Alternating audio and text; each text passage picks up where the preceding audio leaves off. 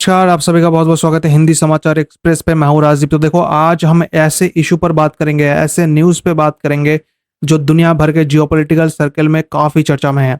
China के राष्ट्रपति Xi Jinping को लेकर तो न्यूज़ आ रहा है कि शी जिनपिंग रिटायरमेंट ले सकते हैं। देखिए, पिछले 12 सालों से जिन्होंने चाइना पर मजबूत पकड़ बनाए रखा है, उनके छोड़े जाने की अफवाहें अब तेज हो रहा है। सवाल उठ रहा है कि क्या चाइना में एक बड़ा पॉलिटिकल शिफ्ट होने वाला है, और आज के वीडियो में हम इसी के ऊपर बातचीत करेंगे। देखो, बेजिंग से जो रिपोर्ट्स आ रहा है उनमें एक बड़ा पॉलिटिकल ट्रांजिशन दिख रहा है कि शी जिनपिंग जो 2012 से चाइना के सुप्रीम लीडर है और जिन्हें माओ जेडोंग के बाद सबसे पावरफुल लीडर माना जाता है चाइना में, अब लगता है अपने कुछ पावर्स को शेयर करने के मूड में है। और ये सब शुरू हुआ था 30 जून को, जब सीपीसी के पॉलिट ब्यूरो, जो कि 24 मेंबर वाली कोर कमेटी है, इनकी मीटिंग होती है और इस मीटिंग की अध्यक्षता शी जिनपिंग खुद कर रहे थे।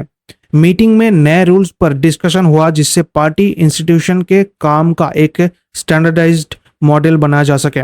नाउ एक्सपर्ट का मानना है कि ये शी जिनपिंग की तरफ से एक सिस्टमेटिक पावर ट्रांसफर की प्रिपरेशन हो रहा है, यानी कि अब Xi Jinping daily micro management से हटकर सिर्फ बड़े डिसीजन पर फोकस करना चाहते हैं।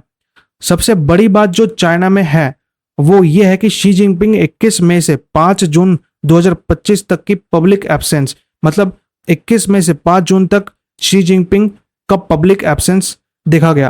पूरी दुनिया में स्पेकुलेशन शुरू हो गया कि क्या कुछ अंदर ही अंदर चल रहा है चाइना में। यूनिवर्सिटी ऑफ कैलिफोर्निया के विक्टर शी ने कहा है कि नए रूल्स इस वजह से लाया जा रहा है क्योंकि ये एक पावर ट्रांजिशन का वक्त हो सकता है। देखिए, ये जो टाइमिंग है ना, काफी इंपॉर्टेंट है, ध्यान रखिएगा। ये सब उस वक्त हो रहा है जब चाइना का इकोनॉमी प्रेशर में है। अमेरिका के साथ ट्रेड टेंशन तो चल ही रहा है चाइना का, साथ ही ट्रंप के नए टैरिफ वार्निंग भी शी जिनपिंग को परेशान कर रहा है। साथ ही रियल एस्टेट मार्केट का गिरना, स्लो ग्रोथ, बेरोजगारी, ये सब भी अंदर से सिस्टम को झटका दे रहा है। जीरो कोविड पॉलिसी का फेलियर और बिजनेस रेगुलेशन भी प्राइवेट सेक्टर को स्ट्रेस में डाल दिया है चाइना के। नाउ देखिए, कई लोग कह रहे हैं कि ये सिर्फ पावर शेयरिंग नहीं बल्कि एक इंटरनल पावर स्ट्रगल भी हो सकता है। डिसिडेंट कम्युनिटीज और कुछ एनालिसिस्ट का कहना है कि पार्टी के अंदर फैक्शनल फाइट चल रहा है। हाई रैंकिंग ऑफिशियल्स का हटाया जाना, मिलिट्री रिशफल्स, ये सब टॉप लेवल अनरेस्ट का सिग्नल देते हैं। तो कई लोग यहाँ पर मानते भी हैं कि हो सकता है इनके पार्टी के बीच कुछ अनबन चल रहा है और इसी वजह से शी जिनपिंग कुछ बड़े ऑफिशियल्स, हाई रैंकिंग ऑफिशियल्स को हटा रहा है।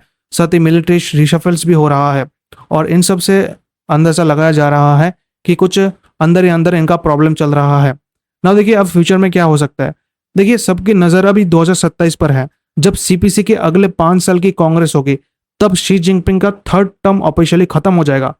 तब तक ये देखना इंटरेस्टिंग होगा कि क्या चाइना वापस कलेक्टिव लीडरशिप मॉडल में जाएगा या फिर शी जिनपिंग एक नया मॉडल बनाएंगे जहां स्ट्रेटेजिक कंट्रोल उनके पास होगा और रूटीन काम दूसरे लीडर्स संभालेंगे। नाउ देखिए, शी जिनपिंग के पावर डिसेंट्रलाइजेशन और उनकी एब्सेंस के अलावा कौन सी इकोनॉमिक चैलेंजेस ने चाइना में सत्ता परिवर्तन की अफवाहों को हवा दिया है। तो इसका आंसर है अमेरिका के साथ ट्रेड वार, एक्सपोर्ट में गिरावट, इकोनॉमी का स्लो होना, रियल एस्टेट क्राइसिस, बेरोजगारी और जीरो कोविड पॉलिसी का फेलियर। इन सभी वजह से लीडरशिप पर प्रेशर बढ़ा हुआ है चाइना के, और यही वजह है कि लोग मानते हैं कि एक इंटरनल शिफ्ट या पावर शेयरिंग अब जरूरी हो चुका है चाइना में। तो इस बात पे आपका क्या एनालिसिस है? आप लोग क्या सोचते हैं? क्या ये चीज हुआ या फिर शी जिनपिंग जो है रिटायरमेंट ले लेंगे? इसके ऊपर आपका क्या सोच विचार है? आप नीचे कमेंट सेक्शन में जरूर बताइए और ऐसे ही वीडियोस देखने के लिए चैनल को सब्सक्राइब कीजिए। धन्यवाद। जय हिंद।